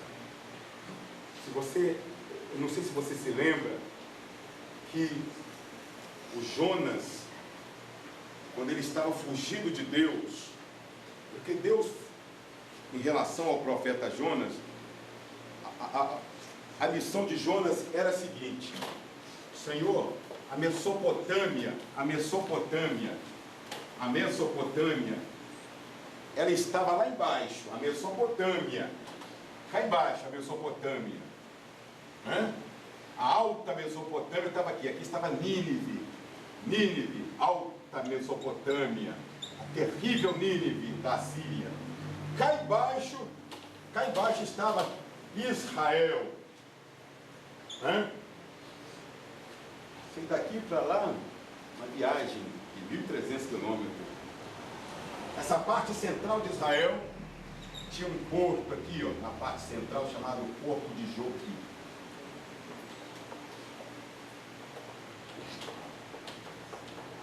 Jonas, Deus o comissionou daqui do centro, ele morava no centro, para ele ir para lá. Vai para lá. Ele veio para cá. Entrou aqui, ó, desceu ao porto de Jope e saiu para cá, ó, em busca de Tarsis, né? Fugindo da missão dele. Era para ir para lá, ele veio para cá. Veio para cá. Por que eu botei aquilo ali? Porque na hora que a tempestade pegou a embarcação que ele estava nela, como foi difícil acordar Jonas. Como é difícil acordar crente nessas situações. Igual Israel está aqui, ó. Você vê que Deus vai aumentando a carga. Se você der uma olhada, pegar a leitura, a Bíblia diz que primeiro vem uma tempestade no mar. Jonas estava dormindo lá embaixo, dormindo. Aí a embarcação perdeu o rumo, Jonas continuou dormindo. A água começou a entrar para dentro da embarcação, Jonas continuou dormindo. Os camaradas começaram a jogar mercadoria fora, rapaz, jogando víveres, né? Gênero alimentício jogando fora, no afã de diminuir o peso da embarcação, medo da morte, e o navio já totalmente perdido. Jonas dormindo lá embaixo do porão, água entrando dentro do navio e Jonas dormindo. Sabe onde é que o Jonas foi acordar mesmo? Jonas foi acordar no ventre do peixe, quando ele orou, dizendo que estava com saudade do tempo. Agora ele acordou. Mas Jonas, você deixou para sentir saudade do tempo agora, Jonas. Você estava lá em cima, Jonas. Você veio sentir saudade. Você sabe onde é que você está? Você está no ventre de um peixe no fundo do mar, rapaz. Você veio sentir saudade aqui? Sente, meu irmão. Porque Deus, Ele tem uma forma de mexer conosco, que quando chega ao último grau, você diz: Senhor, eis-me aqui. Aí você fala: eis-me aqui. Você está todo estragado. Todo estragado. Todo quebrado. Humilhado. Por que é tão difícil para Deus nos conquistar esses momentos bons que nós estamos vivendo? Saúde, posso orar, posso jejuar, posso ser fiel. Por que eu tenho que deixar para ser fiel em cima de um leito no Hospital Santa Rita? Quando o camarada fala: você vai morrer daqui a um mês. Agora, oh Deus, o Senhor é poderoso, o Senhor é Deus no céu e na terra. Eu te reconheço, Senhor. Senhor, eu quero falar em línguas estranhas antes de morrer. Quero morrer falando em línguas estranhas. Senhor, usa-me poderosamente. Esses últimos dias que eu estou aqui dentro, faça de mim um vaso nas tuas mãos. Toda pessoa que entrar nesse quarto, eu quero que receba poder do Senhor. Mas agora, irmão, tinha um irmão, olha, tinha um camarada, eu conheci esse camarada. Assembleia de Deus em Itacibá. O nome dele, A gente chamava ele de Chico Ovidio. O nome dele era Francisco Ovidio. Chico Ovidio. Chico Ovidio dava um trabalho ao pastor Eloy de fazer medo, rapaz, mas dava trabalho. Rapaz, e todo culto de ceia, Deus levantava uma pessoa no culto falava, e via para o Chico Ovidio e falava assim, ó, eu tenho uma grande obra contigo. E a igreja falava assim, não acredito. A igreja falava, eu não acredito. Deus tem obra com o Chico Ovidio. Não, os irmãos falavam, com Chico Ovidio. Chico Ovidio só dá trabalho. Chico Ovidio não vem a culto. Mas o Chico Ovidio tinha um negócio. Chico Ovidio era tipo aquele Pedro, antes de Pentecostes. Fazia tudo. Era prático. Você precisava de Chico Ovidio. Meia-noite, está lá Chico Ovidio. Meia-noite, 1h, estou lá da madrugada. 2 horas, está lá Chico Ovidio. Chico Ovidio, nós vamos pintar aqui. Chico Ovidio era o primeiro a chegar. Chico Ovidio, nós estamos precisando de dinheiro para comer. Chico Ovidio, nós estamos precisando aí de fazer um almoço. O pessoal, Chico Ovidio, conversava com esses camaradas, arranjava almoços, jantares bonitos. Então, tudo era Chico Ovidio. Chico Ovidio, nós queremos orar, Chico Ovidio. Chico Ovidio corria. Chico Ovidio não gostava de oração. De oração, Chico Ovidio não gostava. E aí Deus vinha e falava para o Chico Ovidio no culto assim, meu filho, faça uma grande obra contigo. Tinha mãos que duvidavam de quem estava falando. Eu não acredito. Eu não acredito que Deus vai fazer uma obra de Chico Ovidio. Eu não acredito. Aí, Chico Ovidio começou a passar mal. Passou mal, as pernas do Chico Ovidio começaram a inchar. E aí levava para frente do culto, orava, ele ia para a igreja lá, chegava lá, perna inchando. Foi engrossando. Aí levava para o médico, Chico Ovidio. Nada, filho. O médico falou, ó, não sei o que é isso não. Já fiz tudo que era possível fazer. Não sei o que é isso não. E a perna do Chico Ovidio, tornozelo dele, virando aquela bola. 2 pés.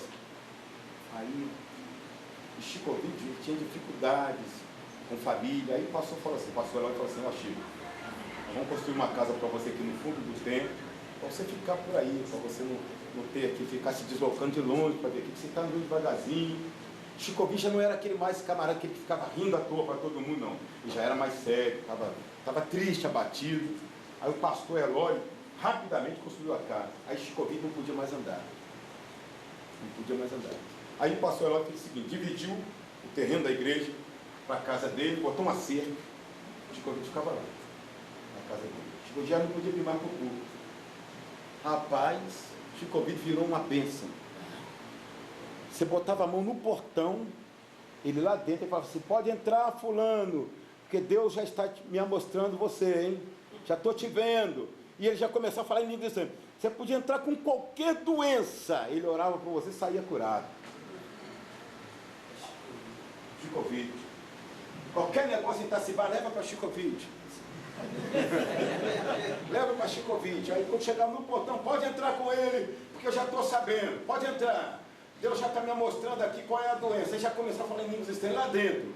Rapaz, fazia fila. Os irmãos até para entrar para o tempo já estava difícil. O pastor estava começando a trazer, a disciplinar a igreja. Porque os irmãos faziam fila. Não, irmão, Chico Ovidio hoje não.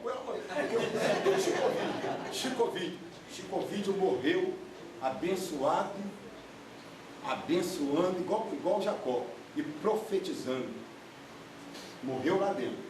Mas Chico Ovidio fez uma perna, duas pernas. Mas de um poder extraordinário. Nunca mais se esqueceu Chico Ovidio dentro de Cariacica. Chico Ovidio, irmão, Chico Ovidio, meu Deus, uma potência nas mãos de Deus, em cima da cama. Entendeu? É isso. Israel está esperando esse momento para ele aqui. Ó. Israel vai ser o Israel que Deus quer agora na grande tribulação. É o Chico Ovidio dessa coisa. Agora na grande tribulação Israel vai ser. Por que, irmão Joel? Bom, dá uma olhada nisso aí. Em 7 anos de grande tribulação, Israel caminhará para ser exatamente aquilo que não conseguiu mostrar. Os 49 anos da restauração de Jerusalém. Tá? E são 7 vezes 7, 49 anos. Depois, em mais 69 anos, ele não consegue mostrar mais. Vamos ver isso aqui? 60, 49, pessoal bom de matemática aí. 70 menos 49 é igual a 7 semanas. Quantas semanas ficam faltando aqui? 70. 49 já foram. 21. Quantas semanas? 21. São 490 anos. São 490 anos.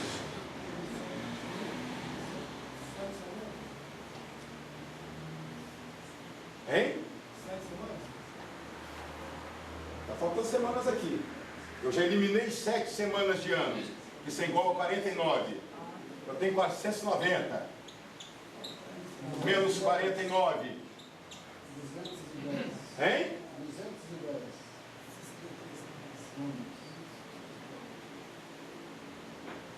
63? 62, pastor. 62 semanas. 62 semanas.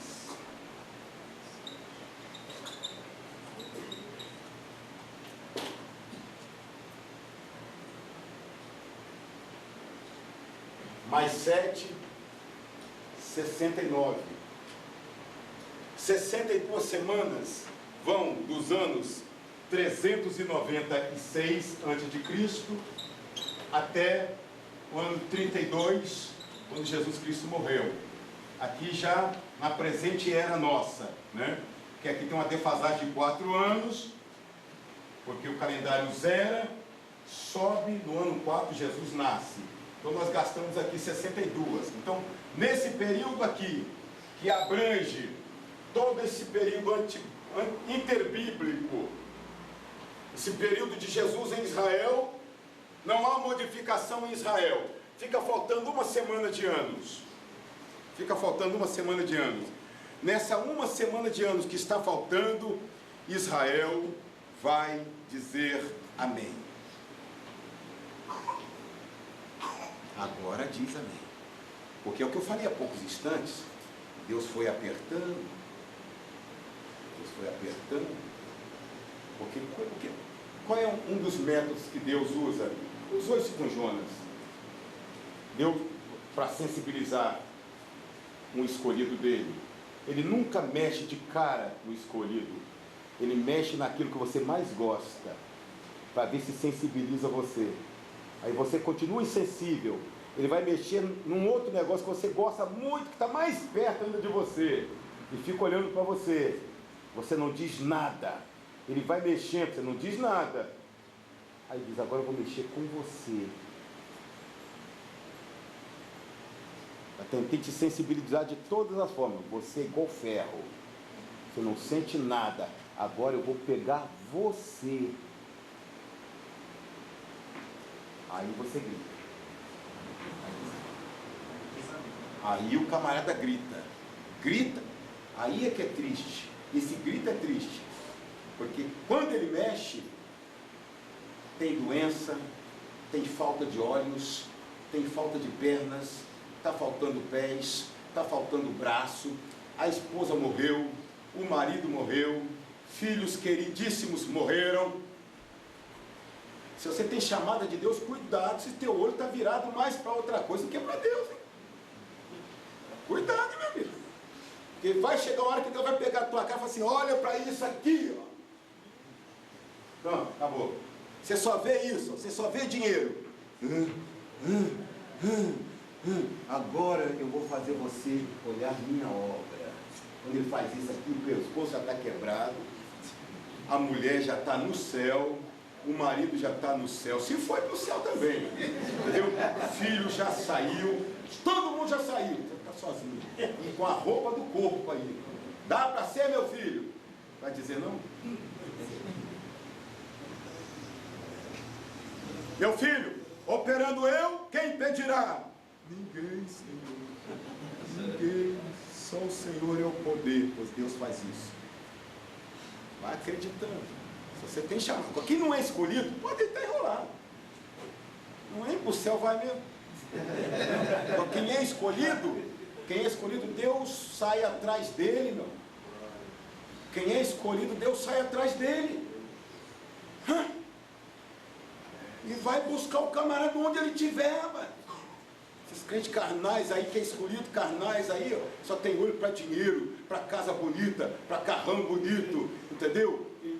Deus vai trazer esse camarada, você vai ver. Eu não trago. Pensa num aí. Deus vai trazer. Deus traz sim, meu amigo. Traz. Porque às vezes o cara fala, eu sou pastor, já está completo. Tá, às vezes é um pastor, boca aberta. Não tem palavra, não tem mensagem. Fui convidado para pregar. Pregar o quê? Não sei, vou abrir a boca lá, né? Porque a Bíblia diz que é só abrir a boca que ele enche. Mas de quê? Você não se dedica a nada. Pastor que prega uma vez só, o povo não quer ouvir duas. Pregador que prega numa igreja uma vez não é chamado duas vezes. Isso é triste. Não chama você outra vez. Deus quer que você volte lá. Mas o pessoal não viu em você aquilo que atrai para chamar duas vezes. Ninguém chama. Pastor, a própria igreja não quer ouvi-lo. Na hora de escolher um irmão lá para ensinar a Bíblia, deixa o pastor de lado e escolhe o irmão que senta lá. Aconteceu lá em Alto Laje agora comigo, lá meus obreiros estão tudo no banco. E a igreja escolheu o diácono. Botou meu diácono lá. Arrebentou, tirou voto, deu de 1000 a 0 em todo mundo. Eu fiquei com vergonha. Nem meu nome também apareceu lá. Entendeu? Nem meu nome apareceu lá. Meu diácono apareceu lá. Entendeu? Por que nenhum irmão votou nesses obreiros meus? Meu irmão, não tiveram voto não. Vai lá em outro lado perguntando. Meus obreiros não tiveram voto, nem meu amigo para limpar chão. Meus obreiros não tiveram voto de ninguém lá em outro lado. Um irmão que estava chegando, reunido conosco naquela noite, teve 2 votos. Ninguém conhecia ele. 2 votos. Essa é humilhação. O homem está chegando para reunir com a gente, teve 2 votos. Ele estava chegando, ninguém nem conhecia ele, chegou tendo 2 votos. Eu perguntei, foi você que votou em você 2 vezes? Não, eu nem. Os 49 anos da restauração de Jerusalém, nem nos 434 anos que vai da restauração de Jerusalém até a morte do Senhor Jesus. Mas um dia todo mundo vai votar nele, você pode ter certeza. Ah, vai. Você vai ver. Só vê ele orando, só vê ele madrugando na igreja, no templo. O que está acontecendo com o irmão? E agora? Entendeu? O dia que Deus bota ele lá, olha aí o versículo 1 do capítulo 9.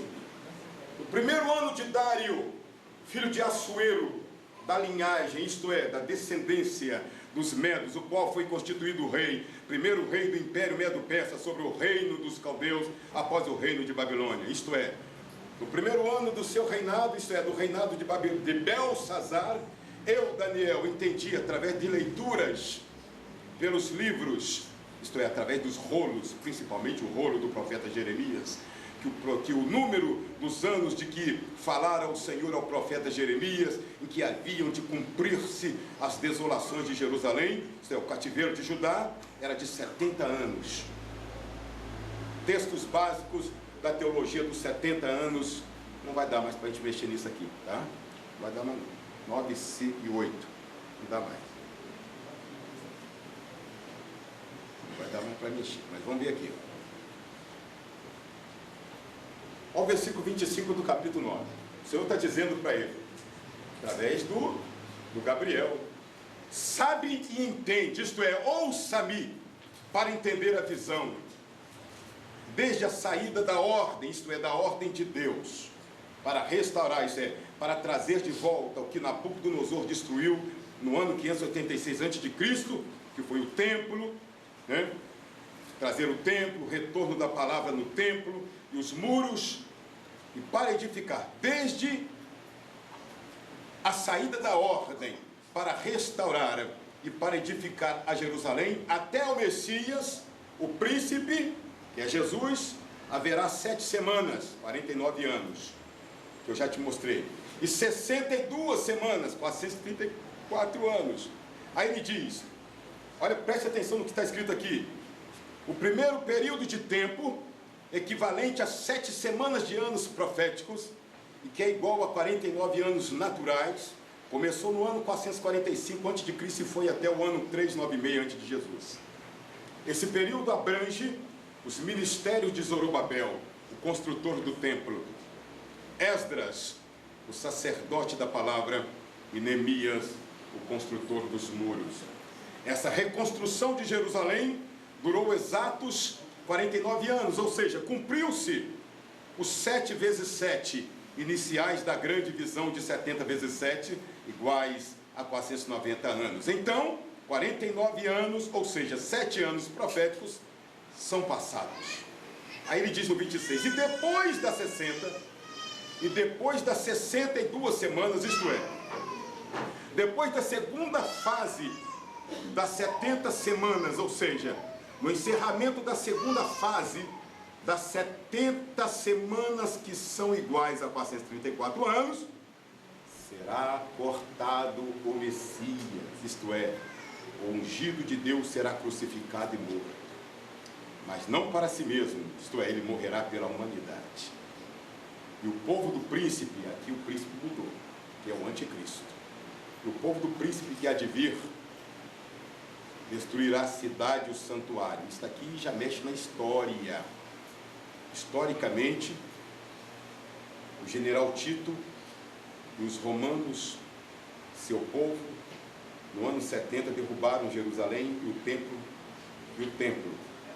Profeticamente, o anticristo destruirá a Jerusalém atual e o templo dos hebreus, que será construído após o arrebatamento da igreja. E o seu fim será com uma inundação, e até o fim haverá guerra. Estão determinadas as assolações lá dentro de Israel. Isso é para agora. O segundo período abrange 434 anos e encontram-se situados entre o livro de Malaquias e o livro de Mateus, capítulo 25, versículo 50. Uma nota especial aí, eu botei uma outra nota aqui. Esse período de 434 anos vai do ano 396 até o 32 depois de Cristo. Nesse período de tempo, o Messias vem ao mundo e é barbaramente morto. Logo após esse período, virá o lado profético do restante do texto de Daniel 9, 26. E o povo do príncipe que há de vir destruirá de forma moral e espiritualmente a cidade e o santuário. A cidade aqui chama-se Jerusalém. Eu vou te ensinar isso, não há como eu deixar você sem aprender isso aqui. O santuário, haverá guerras até o fim. Preste primeira atenção nisso. O povo do príncipe. Quem é o povo do príncipe? Dá uma olhada que eu botei aqui, nesse slide. Botei para você os 4 cavaleiros do Apocalipse, que estão revelados no capítulo 6 de Apocalipse, né? Os 4 cavaleiros, esses 4 cavaleiros aqui, eles aparecem dessa seguinte forma aqui, ó. O primeiro representando uma falsa paz na terra, eu já falei aqui de 3 anos e meio pertinentes a ele, né? O segundo, com o rompimento do governo de anticristo Israel. O segundo, que é esse cavalo vermelho ali, ele virá representando a guerra, haverá um período de guerra na terra. O terceiro é um cavalo de cor negra, o negro representa a fome, porque o dinheiro vai perder o valor, o dinheiro vai perder crédito. E depois o quarto é um cavalo amarelo, representando a morte. Se você der uma olhada, né, esse cavalo, todos esses cavalos que você está vendo aqui, cada um desses cavalos, eles representam uma força, a força infernal que impulsionará o cavaleiro montado sobre ele. Isso aqui, ó, esse cavalo amarelo, o cavaleiro que está sentado em cima dele, é o espírito da morte. Começa com esse aqui. Esse governo vai falir. Esse governo vai falir. falindo ele, abrir-se-á o segundo selo. Quando Jesus romper o lacre do livro, aparecerá esse cavaleiro trazendo na sua mão uma espada, essa espada, um cavalo vermelho, símbolo da guerra de sangue, a força infernal impulsionando esse cavaleiro que é o espírito da guerra. Esse cavaleiro, em cima desse cavalo preto, ele é o espírito da fome, ele traz uma balança na mão. Será um período de racionamento de víveres na terra. Esse cavalo preto é a força infernal que vai impulsionar o espírito da fome. O cavalo pardo, que é o amarelo, virá como consequência da guerra e da fome sobre a humanidade. Esse cavalo virá fazendo uma colheita, é a morte. É a morte. Os 10 dedos da estátua, veja bem, esses 10 chifres que você está vendo aqui, ó, que você já mostrei aqui em lições anteriores. Esses 10 chifres que você está vendo em cima desse monstro, que o Daniel viu no capítulo 7 do livro dele, esses 10 chifres são os 10 dedos nos pés dessa estátua. São os 10 dedos, esses 10 dedos são os 10 chifres sobre essa cabeça. Esse monstro aqui, ó, é a grande tribulação, é o período da grande tribulação, é o império da grande tribulação. Esses 10 chifres é o governo da grande tribulação, a coligação de nações dando sustentação ao anticristo, ao anticristo. Esses 2 pés aqui, ó, os 2 pés são equivalentes a esse monstro total. Aqui, ó, quando ele diz no 27, ele, isso é o príncipe do dragão, firmará aliança com muitos por uma semana, firmará uma aliança de 7 anos com as lideranças de Israel. Na metade da semana, isto é, quando completar esses 3 anos e meio de aliança, de acordo, fará cessar o sacrifício e a obração. Poxa, como que eu preciso de tempo para explicar isso? Isto é, o anticristo vai interferir nos serviços do templo, eliminando rituais. Olha essa referência que eu botei aqui. Sabe por que eu botei essa referência? Por quê? Porque Israel vai construir o templo do milênio. Só que esse templo que eles vão construir agora, ele vai cair na grande tribulação. Vai cair. Israel hoje, nesse exato momento, Israel já tem a planta do templo. Eles hoje não têm o espaço onde deverá ser construído o templo, porque o espaço onde deverá ser construído esse templo está ocupado por 2 mesquitas islamitas, a mesquita de Al-Aqsa e a mesquita de Omar, né? São 2 mesquitas que são, inclusive essa mesquita maior é chamada de o Domo da Rocha, o Domo da Rocha de Moriá. Mexer numa mesquita dessa hoje é pedir uma guerra mundial. Uma guerra mundial. Eu falei aqui da guerra de Gog e Magog para vocês. Israel sai vencedor de Gog e Magog, e ao sair vencedor de Gog e Magog, vocês estiveram aqui, vocês viram isso. O Monte Moriá estará livre para ele. Logo após Gog e Magog, o Monte Moriá vai estar livre para Israel. Porque os islamitas estarão derrotados. O monte estará livre. Mas esse templo que eles vão construir vai cair na grande tribulação. Ele vai cair e eles vão construir um outro templo no milênio. Não é difícil para o hebreu construir um templo. O templo não é difícil de ser construído. Não é difícil de ser construído. Tá? Então eu botei isso aí para você, essa referência, porque esse templo vai estar em evidência na grande tribulação. Israel, hoje eu falei para vocês que Israel tem a planta do templo. Está depositado num banco em Los Angeles. Tá? Eles têm prática. Israel hoje é o maior berço criador de ovelhas no planeta Terra.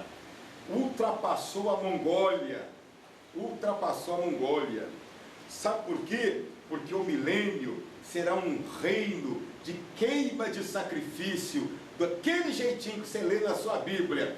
O Velho Testamento, aqueles rituais todinhos, estarão de volta agora no milênio. Todos eles. tudo ali em relação ao tempo. Esse é um tempo, um período de tempo. Lógico que haverá algumas mudanças, porque Satanás estará preso. Não haverá demônios sobre a face da terra, né? As pessoas que morrerem novas, com idade nova, morrerão aos 100 anos de idade. É uma criança que está morrendo aos 100 anos de idade. Então, não haverá fluxo de pecado, de pessoas confessando o pecado, porque Jesus será Rei dos Reis e Senhor dos Senhores na terra. O governo da terra será divino, um governo visível. Os hebreus serão pregadores do reino. A terra estará vivendo um momento extraordinário. Isso aqui é o templo da grande tribulação que eles vão construir e que vai cair esse templo. No 21 de Daniel, no 12:1, ele diz assim: naquele tempo se levantará Miguel, o grande príncipe, que se levanta a favor dos filhos do teu povo. Israel é o principado de Miguel, que eu falei hoje aqui. E haverá um tempo de angústia, a grande tribulação, qual nunca houve, desde que houve nação até aquele tempo. Mas naquele tempo livrar-se-á o teu povo, todo aquele que for achado escrito no livro, que é o livro da vida também. Não é o livro da lei não, é o livro da vida. A duplicidade temporal do versículo 2, de 12:2. Muitos dos que dormem no pó da terra ressuscitarão, uns para a vida eterna. Isso aqui que você está vendo, ó, a mensagem mudou. Dá uma olhada que a mensagem mudou, hein? A mensagem mudou.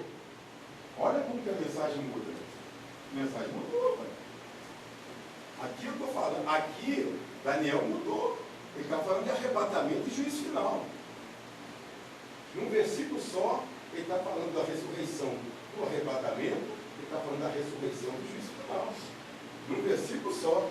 O que ele está dizendo no versículo 2 aqui, ó? E muitos dos que dormem no pó da terra, está falando para nós aqui, ó, ressuscitarão, uns para a vida eterna, que é o arrebatamento da igreja, final da dispensação da graça, e outros para a vergonha e desprezo eterno, a ressurreição do juízo final, final do milênio, cerca de 1007 anos após essa primeira ressurreição. Então você tem um versículo 2 aqui, falando de dois tempos, um tempo que entre ele e o outro tem um espaço de mais de 1000 anos. Mais de 1000 anos. Olha o que ele diz no 4 do 12. E tu, Daniel, encerra, isto é, guarda estas palavras e sela este livro, isso é, lacra o livro profético, até o fim do tempo, até o fim dos últimos tempos, até lá. Apocalipse 22:10, muitos correrão de uma parte para outra. Já está falando dos nossos dias aqui, já é dispensação da graça. A mensagem profética agora é para nós aqui, né? Muitos correrão de uma parte para outra, isto é, haverá movimentos apressados, agitações, mudanças de lugar e de posição, marchas, deslocamentos, incursões militares e políticas, etc. Últimos tempos.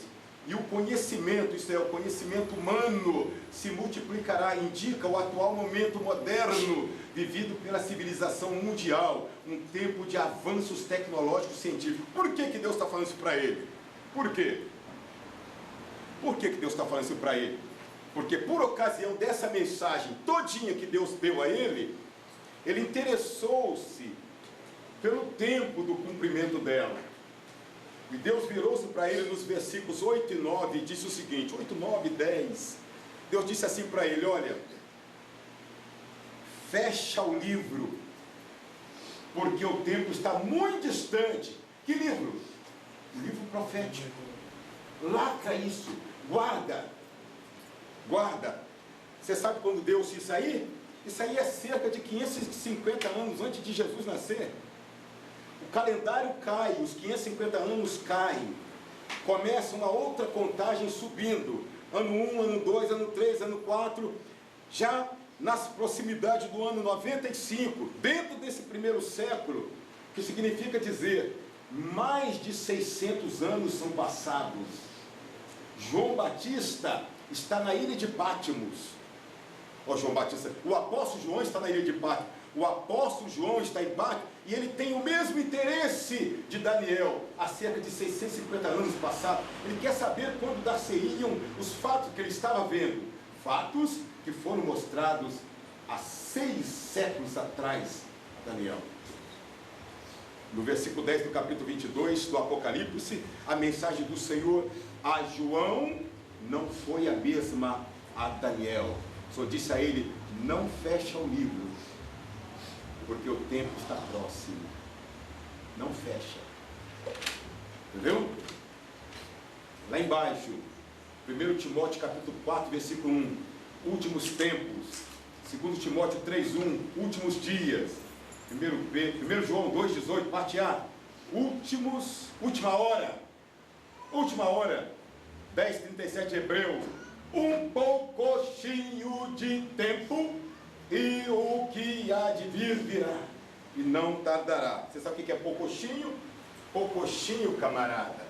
Pouquinho é uma palavra do latim que significa menos de um quarto de uma hora.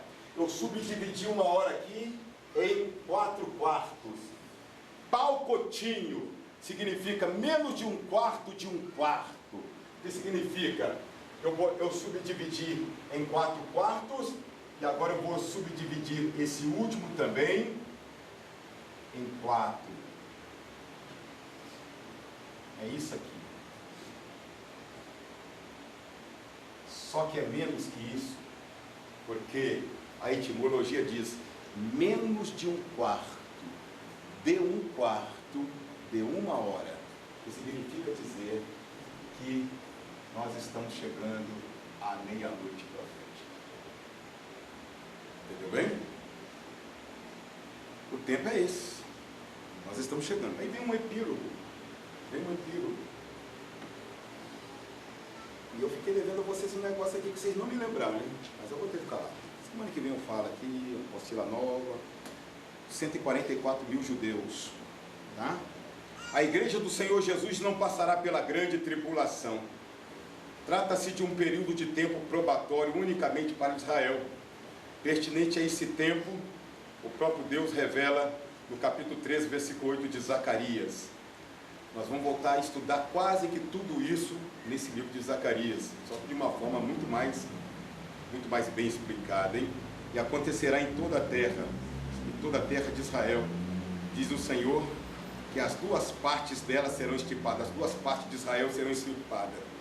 2/3 da população de Israel serão mortos na grande tribulação e expirarão, mas a 3ª parte de Israel restará nela. Desse 1/3 do povo de Israel sairão os servos do Messias no milênio. Viu? Então está chegando aí um tempo final. Israel começa a dar mostras de que o Messias dele está chegando. O Messias de Israel só virá após 7 anos de arrebatamento da igreja. Se eles estão esperando o Messias para hoje, quanto mais eu, que preciso ser arrebatado. Quanto mais eu que preciso ser arrebatado. Abramos os nossos olhos e tomemos muito cuidado com o tipo de vida que nós estamos vivendo, talvez achando que esteja tudo certo conosco e talvez não esteja tudo certo. É bom darmos um jeito na nossa vida enquanto há tempo para isso. É aquela história, né? Se o Senhor nos escolheu, Ele vai colocar-nos junto dele. Como? Para que façamos uma obra final agora. Não é isso? Deus te abençoe de uma forma especial. Eu queria te mostrar aqui nesse capítulo 10, se me lembra, que eu tenho uns ensinos para passar aqui a respeito da oração. Aqui, se você perceber, ele fala sobre o príncipe da Pérsia, um demônio que habita, que vagueia dentro do território da terra. Quero falar sobre esse demônio semana que vem, para que você tome conhecimento, porque você pode estar orando a Deus em busca de uma grande vitória, e se você não persiste, você está abrindo mão de uma vitória que pode estar no portão da tua casa. Pode estar na porta da tua casa e não entra. Mas a semana que vem eu quero te falar dessas lições do capítulo 10. As lições do capítulo 10. Deus te abençoe. Para a glória do Senhor.